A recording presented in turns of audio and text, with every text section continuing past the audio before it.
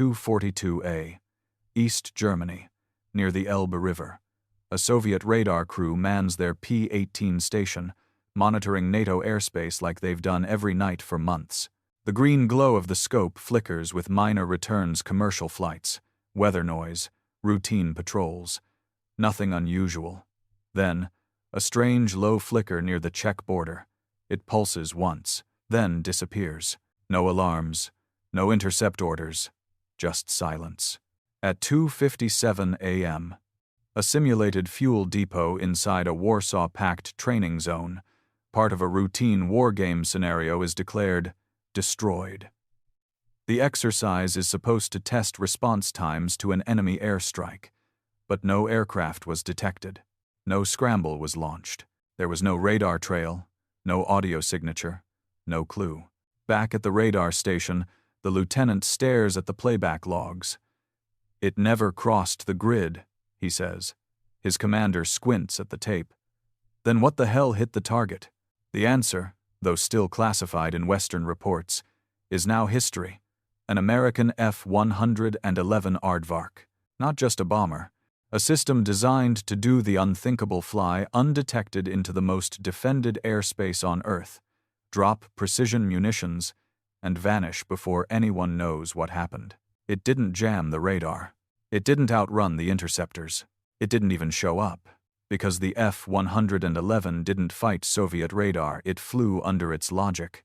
This single night wasn't an isolated event. It was part of a larger pattern, one that had been building since the late 1960s, and would come to haunt Soviet air defense planners for the rest of the Cold War. They mocked the jet as over-engineered, too fast for its mission, too low to survive. They called it dangerous even to its own pilots. But in reality, the F-111 was something else entirely. The first aircraft that could automate terrain as a weapon, hide inside Earth's natural clutter, and erase targets without ever appearing on a screen. This is the story of how one aircraft, and the radar that made it possible, shattered the assumptions of an entire empire and left behind only silence where detection should have been. For decades, Soviet air defense strategy operated on one fundamental belief: you can't kill what you can see coming. Their entire military-industrial machine was built around this axiom, and by the 1972nd, the Warsaw Pact air defense network reflected that confidence.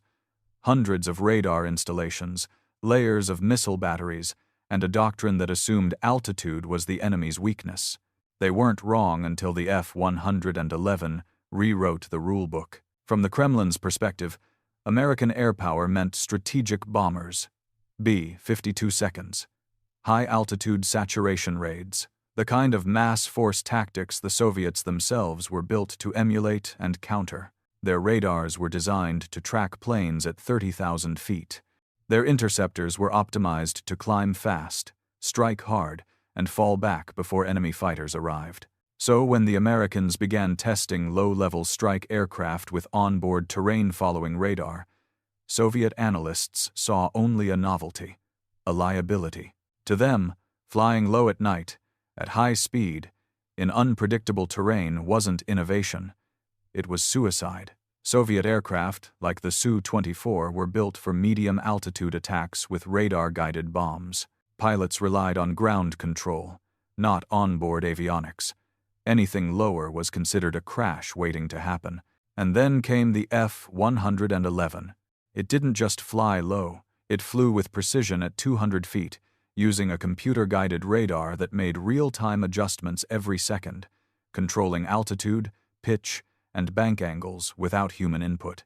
Soviet designers didn't believe such a system could exist, let alone survive combat. Their assumption was that radar would always detect aircraft so long as the radar worked. The possibility that an American jet could operate beneath that radar line, without jamming, and still hit its target with surgical accuracy, it broke their mental model. They also failed to grasp the full implications of avionics integration. The F-111 wasn't just flying blind under radar, it was reading the Earth like a map in motion. Terrain following radar, inertial navigation, and bombing computers created a kill system that didn't need clear skies, visual targeting, or external guidance. The Soviets had nothing like it, but perhaps most dangerously, they assumed they didn't need it. By the late 70s, they were investing in bigger SAMs, stronger radar dishes, and denser networks, believing strength came from vertical layers of detection and firepower. What they didn't realize was that the Americans were building horizontally beneath the radar horizon, through the valleys and underpasses of radar logic. And the deeper they buried themselves in their assumptions, the louder the silence became. Because by the time they understood what the F-111 truly was, it had already flown past them. By the late 1960s, Soviet air defense doctrine was a fortress of certainty. Its foundation was radar dominance. Early warning radars would spot intrusions, command centers would scramble interceptors, and missile batteries would obliterate any hostile aircraft that dared to enter Warsaw-Pact skies. This tri-layered defense wasn't just strategy, it was religion. Soviet commanders envisioned war in rigid geometry. Aircraft flew high, radar scanned wide, and missiles chased predictable trajectories. The system worked on paper, and with the advent of long-range SAMs like the SA-5 and high-speed interceptors like the MiG-25, the Soviets believed they had closed the sky. They didn't know they had built a cage with no bottom. American strategists had already seen the writing on the wall.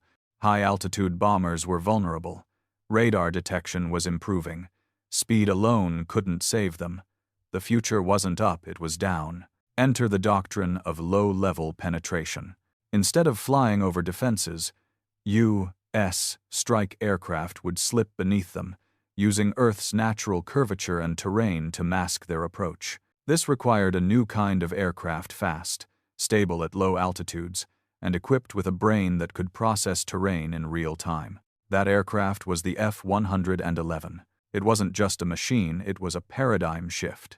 Designed for deep interdiction, it was built to fly under enemy radar, navigate by computer, and hit hardened targets from inside the radar shadow.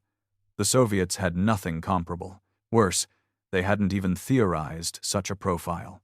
To Moscow, the idea of a jet flying 500 miles into contested airspace at 200 feet at night and scoring a first strike hit without detection sounded like fantasy. Their own aircraft couldn't do it. Their radar couldn't see it.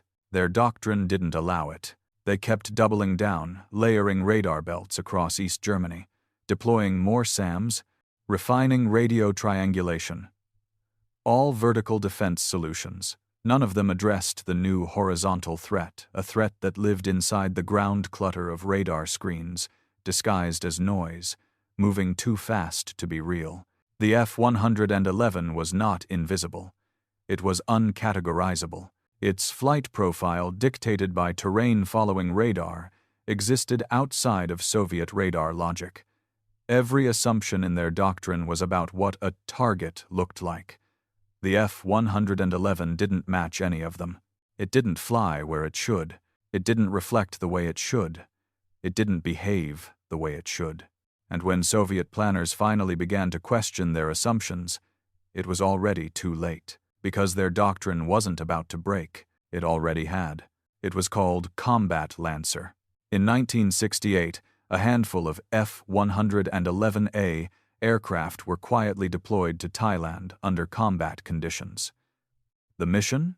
To test a new kind of bombing run, one that defied everything the Soviet Union and North Vietnam had prepared for. The targets were deep in enemy territory, surrounded by Soviet-supplied radar systems, surface-to-air missile belts, and fighter patrol zones. The Pentagon wanted to know, could the F-111 actually do it? Could it slip past radar, strike the target, and escape without being seen? The answer came fast and silent. The phone 111 seconds took off after dark. Instead of climbing, they dove. Engines roaring, terrain following radar engaged, they dropped to below 500 feet, flying faster than 600 knots. They moved with the contours of the earth ridges, valleys, riverbeds. Each aircraft's onboard computer continuously adjusted pitch and altitude, maintaining an envelope so tight that pilots didn't touch the stick. They didn't need to. The system flew for them. As they closed in on targets like munitions depots and command posts near Hanoi, no North Vietnamese radar lit up. No anti-aircraft guns opened fire. No SAMs launched. They simply weren't detected. And then, impact. Explosions rocked hardened bunkers. Entire complexes vanished under laser-guided or retarded bombs. Phone 111 seconds turned back and escaped before enemy aircraft even scrambled. The Americans were testing the very tactic the Soviets feared most. A first strike that couldn't be stopped because it wasn't even seen. Back in Hanoi, Soviet advisors pored over radar logs. There was nothing. No blips. No violations. Just destroyed facilities and panicked commanders. Vietnamese gunners claimed they heard something fly overhead, but no one had a visual. Some SAM batteries launched preemptively into empty skies. To Moscow, this first use of the F-111 was more than a success. It was an impossibility realized. How could a jet survive over Hanoi, a city ringed by the densest air defense grid in the world? The Soviets assumed either mechanical failure in their clients' systems or an American trick, jamming, perhaps, or poor Vietnamese discipline. But the logs didn't lie. The data was there.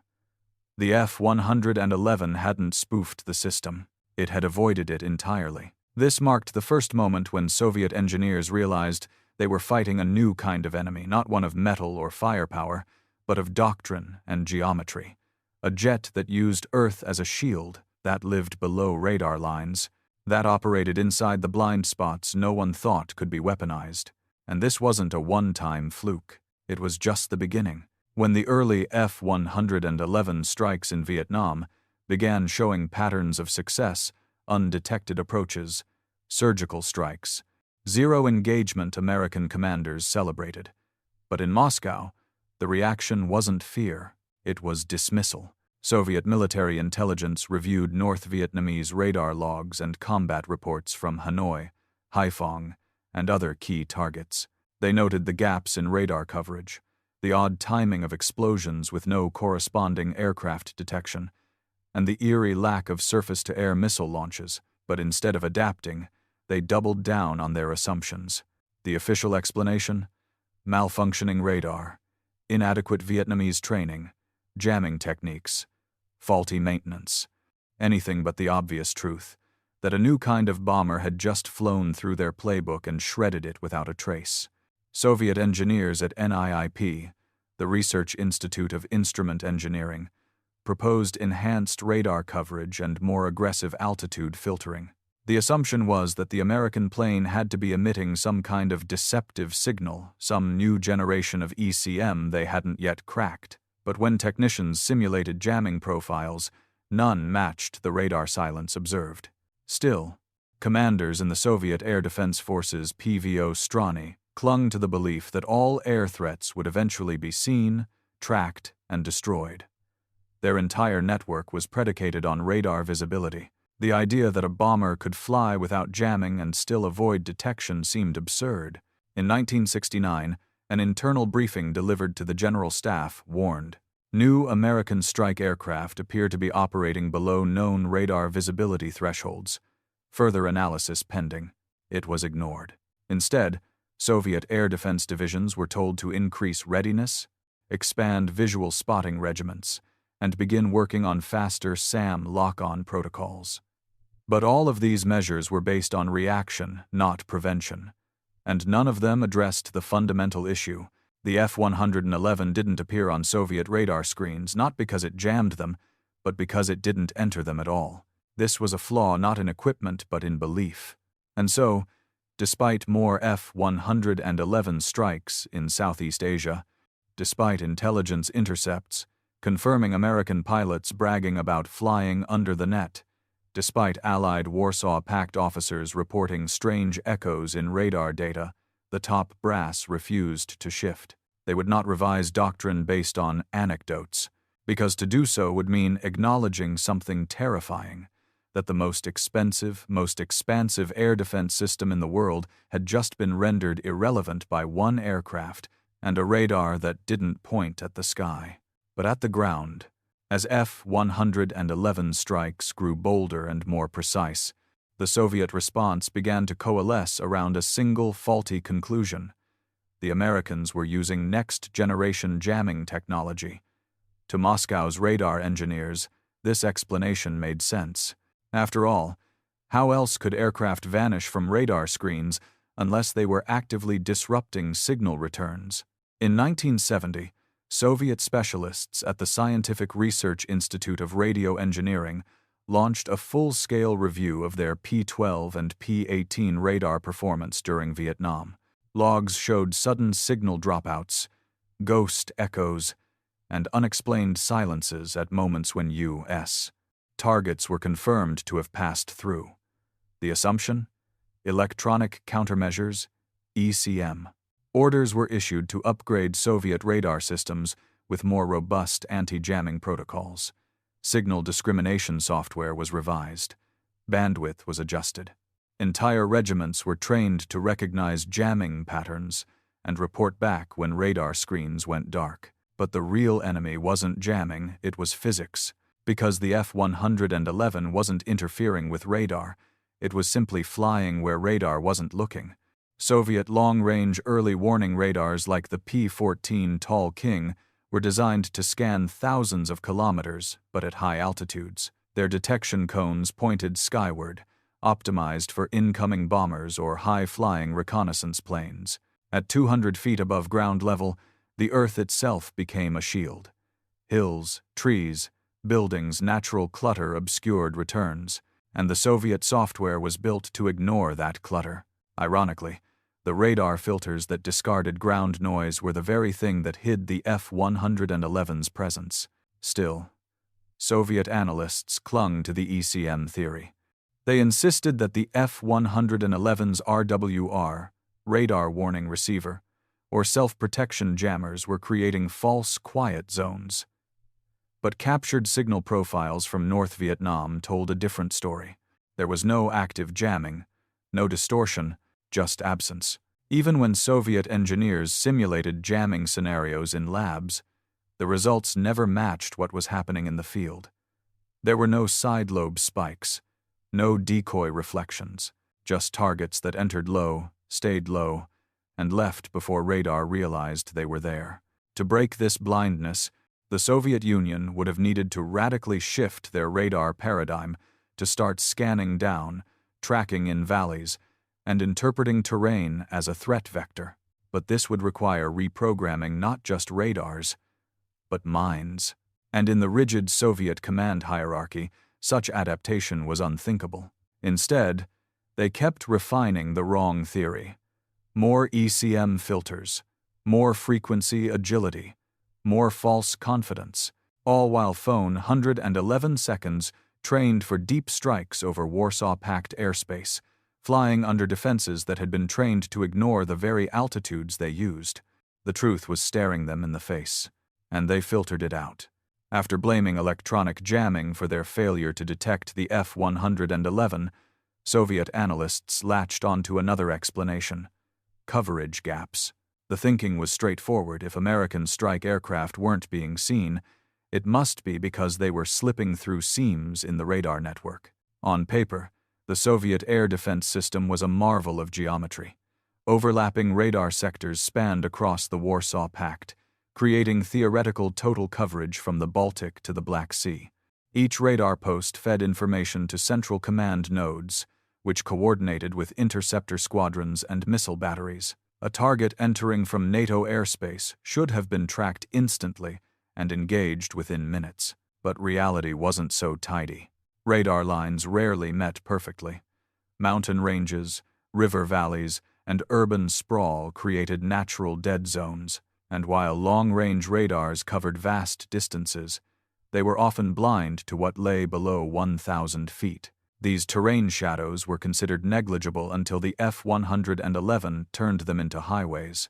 Still, instead of questioning the utility of vertical coverage itself, Soviet commanders doubled down on scale. They ordered denser radar placement, pushed for new mobile systems, and expanded low-level radar integration between allies. Ground control officers were told to build more robust tracking bridges between East German and Polish sectors. The problem? None of this was fast enough. The F-111's approach speed at low altitude could exceed 600 knots.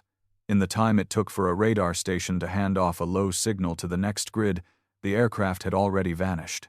And because each radar was optimized for detection within its own cone, no one radar ever saw the full picture. That was by design. The F-111's flight profile exploited these blind spots ruthlessly. It didn't challenge radars, it weaved between them. It didn't fly straight, it followed terrain contours. To a Soviet radar technician, the F-111's path looked like a clutter anomaly or a weather ghost. Not a threat, not a target. But even when reports from Warsaw Pact radar stations began to reflect this reality, Soviet high command refused to accept that the network itself was flawed. They assumed that more data, better handoffs, and expanded coverage would close the gap. It never did. One East German officer later recalled in declassified interviews, "We were chasing ghosts. The Americans weren't fighting the net, they were walking around it." In time, the myth of radar omniscience began to fray. Soviet advisors stationed in Libya, Syria, and Vietnam returned home with unsettling conclusions. This wasn't a problem of detection, it was a problem of assumption. But by then, it was too late. Because the F-111 wasn't exploiting gaps in coverage, it was exploiting a gap in thinking the belief that every enemy had to fly where you could see him, and the Americans had built a bomber that never had to. By the late 1970s, warning lights were flashing across Warsaw Pact air defense networks. The GRU, Soviet military intelligence, had received classified reports from East Germany, Poland, and Czechoslovakia, reports detailing simulated NATO strikes that had reached deep into Red territory without triggering a single alarm. The common thread? Each mock strike involved phone 111 seconds, flying low and fast, appearing only after the target had been declared destroyed. Inside the GRU's concrete headquarters on Khoroshevskoye Chaussee, analysts pored over radar logs and after-action debriefs. Their findings were disturbing. In dozens of simulated incursions, radar logs showed no aircraft entries, interceptors launched based on assumptions, not data. And in wargames run by Soviet-aligned militaries, radar operators confessed to only discovering the attacking aircraft once the exercise had already ended. The F-111 wasn't just avoiding detection, it was making Soviet air defense procedurally irrelevant. But when GRU analysts pushed their findings upward, they were met with silence, or worse, suspicion. To admit that a U.S. aircraft could bypass the entire Warsaw Pact radar net wasn't just a technical failure, it was a political threat.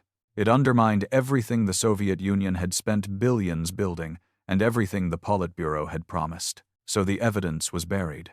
In one internal GRU memo from 1982, later uncovered after the fall of the USSR, an officer writes, "The Western system appears to rely not on deception but on geometry. If our defenses are only vertical, then we are vulnerable to anything that moves horizontally. And yet this truth is not politically safe." This culture of denial extended deep into the ranks. Radar crews were discouraged from filing anomaly reports. Officers were promoted based on optimistic detection rates. Training exercises were rigged to show successful interceptions, even when logs showed no real contact. In some cases, Soviet engineers were told to recalibrate radar to remove false clutter, the very signals that might have hinted at an F-111. Meanwhile, American pilots trained relentlessly in terrain-following flight, their onboard systems evolving with every mission. They flew in Utah's canyons, over European forests, across frozen Alaskan valleys. Each flight honed their ability to fly unseen. Each mission made Soviet detection less likely. And still, Moscow refused to believe.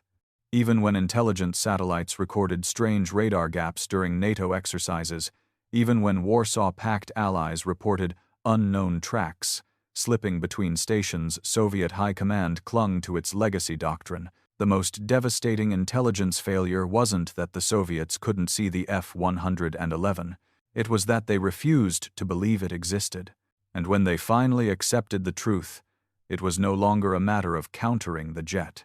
It was a matter of surviving what it had already changed. What made the F-111 Aardvark a nightmare wasn't just its speed, its payload, or even its range.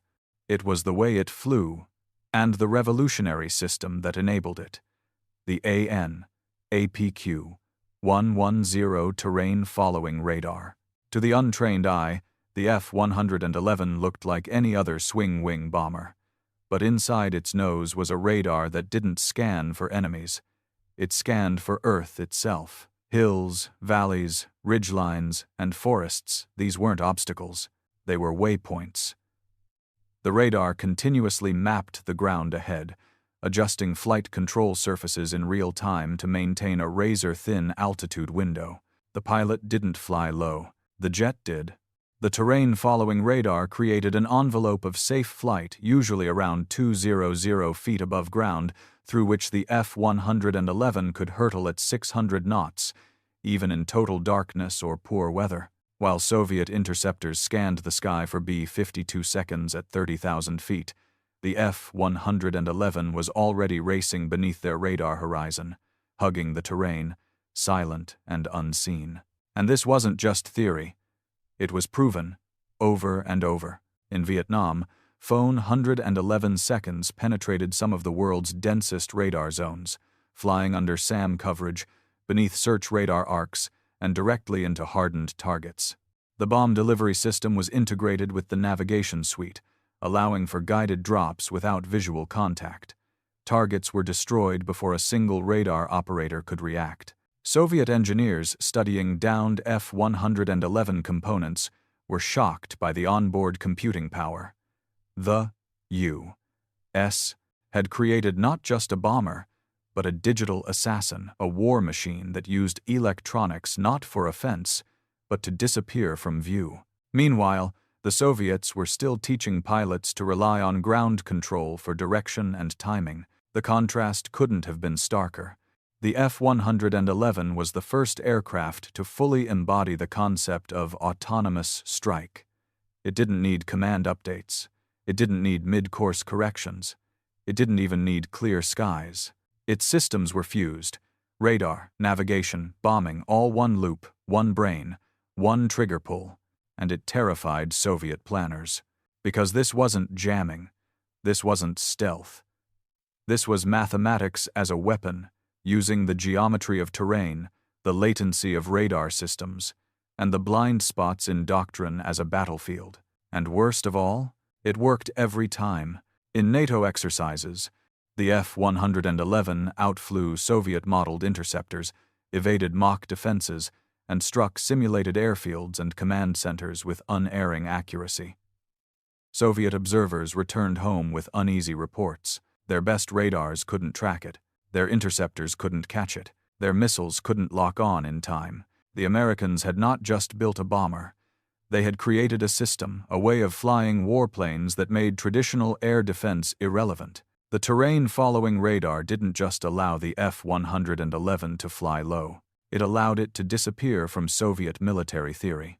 And that, more than any bomb it dropped, was its deadliest payload.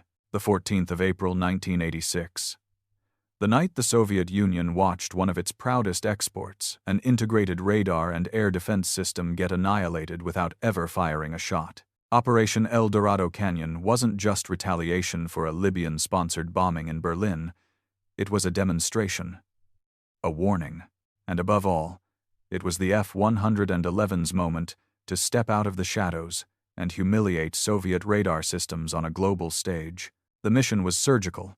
18 F-111Fs took off from bases in the United Kingdom, flying more than 6,400 kilometers round trip. The route was deliberately brutal, designed to avoid European political fallout. It curved around France and Spain, across the Mediterranean, and into hostile airspace, covered by a dense net of Soviet-made radars and SAM batteries. Libya's defenses weren't just robust, they were Soviet blueprints in action. Dozens of SA-2 and SA-5 missile sites, MiG-23 patrols, P-35, and P-80 search radars. Soviet advisors had helped design, train, and integrate this system for years. It was the testbed for what Eastern Europe would look like in the event of NATO war, and the F-111 shredded it. The jets dropped to under 400 feet AGL, activating terrain-following radar and sweeping through Libyan airspace like specters. Not one was tracked on radar until bombs were already falling. The first sign Libyan defenses had of the incoming strike was the impact of laser-guided ordnance hitting the Azizia barracks, the Tripoli military airfield, and key command centers. Libyan operators, trained in Soviet doctrine, were paralyzed. Their radars were looking too high. Their tracking software filtered out the very altitudes the phone 111 seconds were using. And by the time they realized something was wrong, it was too late. MiGs scrambled blindly. SAMs launched into empty air. The radar screen showed nothing and then everything, all at once. Back in Moscow, real-time intelligence flowed in from advisors stationed at Libyan airfields. The reports were damning. No radar lock acquired. Visual contact failed. Targets engaged post-strike. There was no defense, only aftermath. The most humiliating fact? The phone 111 seconds never fired a shot in self-defense. They didn't need to. The system had worked perfectly.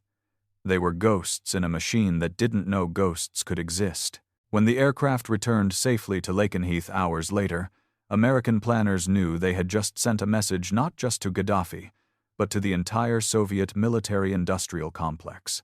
Your radar empire has a floor, and we own the space beneath it. For Soviet commanders, it was a nightmare made real.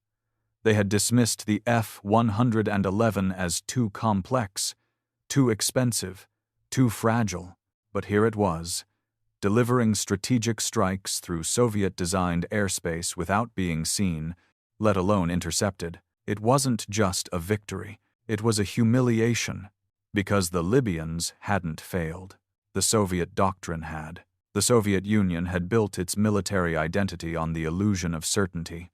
Every radar node, missile site, and interceptor base was part of a seamless defensive web, a fortress of wires and signals that, in theory, could detect and destroy any enemy aircraft before it reached Soviet skies. But the F-111 wasn't theory, it was fact, and that fact shattered the illusion. After Libya, internal debates within the Soviet air defense forces turned bitter. High-ranking generals clung to outdated assumptions, insisting Libya had failed due to incompetence, not design flaws. But younger analysts, those reviewing radar logs, debriefing foreign allies, and comparing actual engagement data, knew better. The truth was unavoidable. The Americans had changed the shape of air warfare. The F-111 didn't just bypass Soviet defenses. It invalidated their entire operational model. It proved that the USSR's multi-billion-dollar investment in vertical layered radar and static SAM belts had a critical blind spot, one that no amount of ideological loyalty could cover. And that blind spot wasn't just technical, it was doctrinal. For decades, the Soviet military had placed faith in hardware over adaptability. They trusted systems over thinking. The F-111 exposed the flaw in that logic. A single machine, empowered by real-time computing and autonomous flight systems, could neutralize an entire empire's strategy simply by not conforming to it. The result? Panic. Suppressed research. Quiet orders to develop terrain-following radar clones, none of which matched the speed or integration of their American counterpart. Interceptor pilots were told to fly lower.